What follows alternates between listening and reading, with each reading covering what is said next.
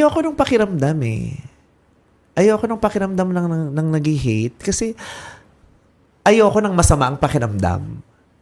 'Di ba? Parang nagalit ako sa kanila for a time, pero kung iisipin ko lagi yung galit ko sa inyo, paano ako magtatrabaho? Paano ko gagawin yung mga plano ko? I have Kasi plans. may kailangan, I get it. Diba? I have plans. I have goals, 'di ba? Kaya nga ako yung bit-bit ng nanay ko tuwing labas-masok siya sa City Hall para sa pagpoproseso ng mga kailangan para sa kaso ng tatay ko. Hindi ko nakita yung hustisya. Kaya sabi ko sa nanay ko, Nay, ihinto na natin to. Hindi natin makukuha yung hustisya. Hindi natin sila mapapakulong kasi wala tayong pera.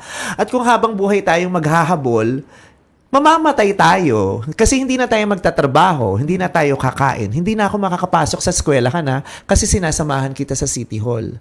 And how old were you then? 13. 13th birthday ko nakaburo ng tatay ko. Kayo nanay ko din, nag-Amerika, work ka na lang, aral kami, ituloy natin ang mga buhay natin, di ba? Kaya ganun din ako. Kung araw-araw akong magagalit sa'yo, tapos hindi kita papatawarin, at yun na lang ang issue sa buhay ko, yung hate ko sa'yo, my life will be a mess. I will not be able to live my life. So, paano naman ang life? Di nawalan ako ng life.